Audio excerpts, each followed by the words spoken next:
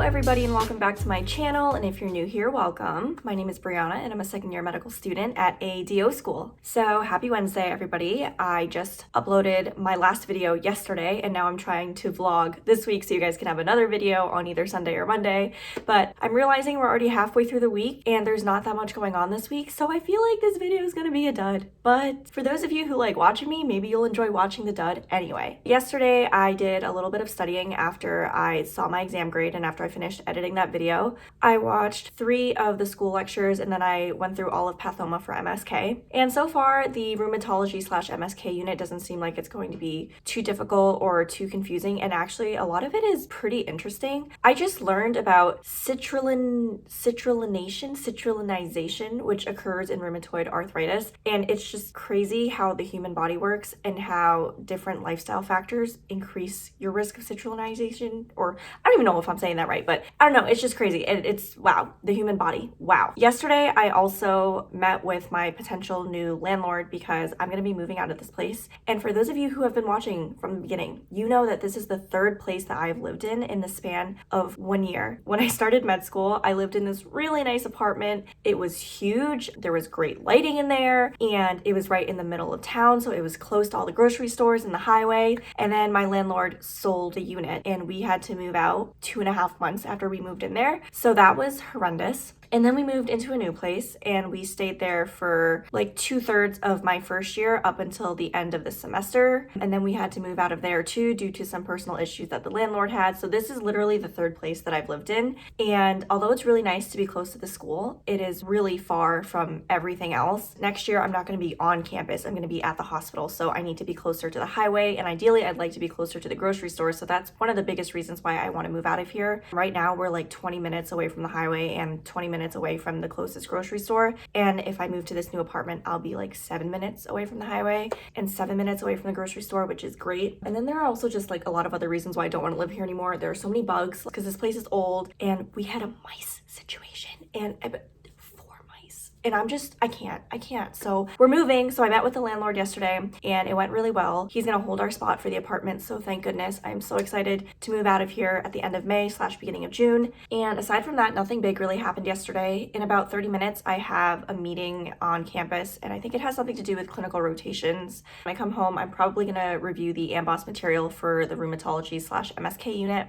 And then I'm probably going to work out. And then I do have my OMM physical exam next week. And usually I don't study for that because it would be ridiculous to study all of the OMM techniques, but whenever we do have the OMM physical exams, the one thing I do prepare for is how to have my spiel done for the 5 pathophysiologic models based on the regions that we're going to treat. So that's probably what I'm going to prepare tonight. The exam is running a little bit differently than it usually does, so I definitely need to brush up on the new rules that are being set and how I'm going to present my information for the pathophysiologic models. But aside from that, I don't think anything crazy is happening today. This weekend, I'm going to be going home. I really miss my dog, and I have a volleyball tournament on Sunday. I know you guys are probably like, damn, this girl really be playing volleyball a lot. And I know I play volleyball every single Monday with Eric. And then we recently started playing RCO tournaments for the Yankee League. And it was really fun. Last time I played, it was like the most fun I had in a long time. So I'm really excited to play again. And it's just a really good chance for me to see my friends from back home. So that's what this week is looking like. I hope you guys like this video and I will catch up with you guys later. I just rewatched that clip and realized how raspy my voice sounds. I'm thinking maybe it's because I woke up an hour ago and I haven't had any water to drink, but it's currently 11:30. I woke up later than usual. And the crazy thing is, 2 days ago when I filmed that vlog, I told you guys how great my sleep has been. I've been falling asleep easier. I don't wake up throughout the night. It's been awesome. I'm not even kidding you. Later that night, after I filmed that clip, I did not sleep well. And I also did not sleep well last night. I don't know what the deal is, but I feel like I've got some bad karma coming at me. Like, why? What? I literally just told you guys my sleep has been phenomenal. And then right after I said that, my body was like, no, it's not. It's not gonna stay phenomenal. Can we get it together, please? Can we get it together?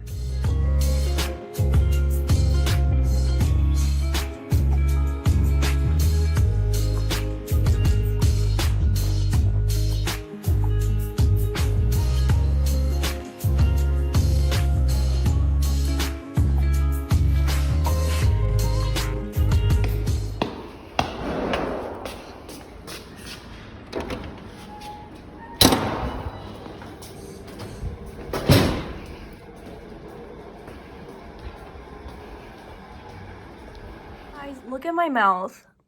It's like so inflamed and itchy. I'm pretty sure I'm having an allergic reaction to something. Last week I used like this new lip oil. I only used it one time and I feel like ever since then my lip has been really irritated and inflamed and itchy, and it's not going away, and I don't know why I put aloe on it. I only use Aquaphor now. I only used that item one time and it's just not recovering.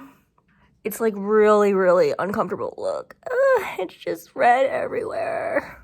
So guys, I was thinking we could do some amboss questions together. I've done 14 so far and I've gotten 7 of them right. So I have a 50%, which sounds awful, but I've only been learning this material for 3 days. So it's not that bad. 28-year-old man comes into the physician for a 3-month history of pain in his left shoulder. He is physically active and plays baseball twice a week. The pain is reproduced when the shoulder is externally rotated against resistance. Injury of which of the following tendons is most likely present? Okay, external rotation is the infraspinatus. Ow! 4-year-old girl is brought to the emergency department for falling out from a chair and injuring her right leg. During the past 2 years, she has had 2 long bone fractures. She is at the 5th percentile for height and 20th percentile for weight. Her right lower leg is diffusely erythematous. The patient withdraws and yells when her lower leg is touched. Photomicrograph of her face is shown. Okay, her eyes, the sclera of her eyes is blue. Oh, I already know what this is. Type 2 collagen defect. No! But she has osteogenesis imperfecta. What type? Is it type 1 collagen? It was type 1 collagen. Should have read all my options first. Lesson learned. 16-year-old boy comes to physician because of muscle weakness and cramps for 5 months. He becomes easily fatigued and has severe muscle pain and swelling for 15 minutes of playing basketball with his friends. The symptoms improve after a brief rest. He has reddish brown urine. Oh, serum creatinine kinase is 950. Oh, there's blood in his urine. Oh, something makes me think myophosphorylase deficiency, but to be completely honest with you, I'm not sure. Oh, he has McArdle's disease, a glycogen storage disease that presents with myalgias, rhabdomyolysis. Girl, what the heck? Rhabdomyolysis, myoglobinuria, and early fatigue from exercise due to inability to break down glycogen for use as energy. Ah, McArdle's disease. Previously healthy 2-year-old boy is brought to the emergency department by his mother because of persistent crying and refusal to move his right arm. The episode began 30 minutes after the mother lifted him up by the arms. All right, he probably has a dislocated radius. Held close to the body, flexed, and pronated. Which of the following is most likely diagnosis? He has a radial head subluxation.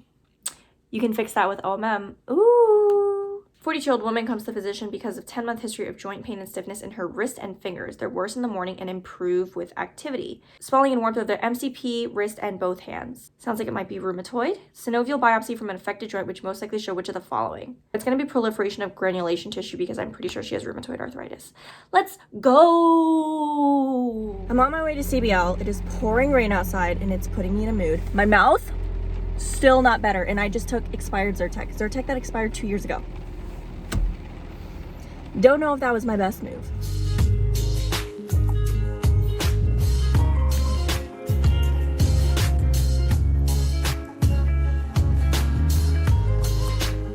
Alright everybody, I just wanted to hop on here and close out the video and give you a few updates about how the weekend went and how today's mock complex went. I am currently very exhausted. Yesterday's tournament was very fun, but literally so exhausting. I am so tired and my body hurts like everywhere, and the fact that I have to play more volleyball tonight is causing me some stress because for the first time in a while I actually don't want to play because I am hurting and I'm really tired and I just want to give my body a rest. 2 videos ago when I did have my last volleyball tournament, someone commented saying they wish that I had included some of the clips, so I'm going to include some of the clips from yesterday's tournament right here.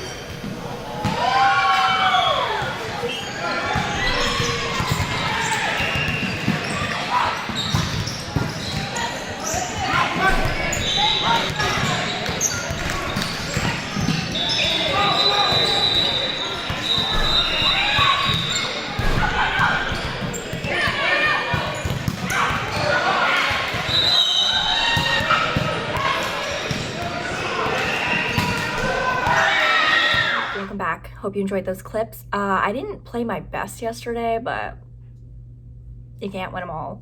So today I took my mock complex and I basically scored the same thing today that I scored a month ago. I only got 8 points higher, which shows I haven't made that much progress over the last month. I think the only questions that I got right this time that I didn't get right last time were the questions that had to do with repro, because I just finished learning all the repro material. To be honest, I haven't done any review of the material that we learned last semester, so I haven't reviewed any neuro, any cardio, any pulm, and I was thinking I would just do all of that in my 3 weeks of dedicated, because that's what the dedicated period is for, right? You have to score at least a 500 on the ComSci, which is the mock complex, before you're allowed to take the complex at my school. So in a few weeks, I'm just gonna take the ComSci again, and hopefully by then I will get a 500 because I would have reviewed the material from neuro and cardio and pulm, and hopefully that'll be enough to, get me where I need to be. Aside from that, for the rest of the day, I'm gonna do more UWorld questions. Yep, you heard that right. I just took a mock complex exam, which had 176 questions. Now I'm gonna do more questions because I'm crazy. So I'm gonna do 80 rheumatology/MSK questions from UWorld because those are all the questions that I have left. I did the other 130 MSK questions last week.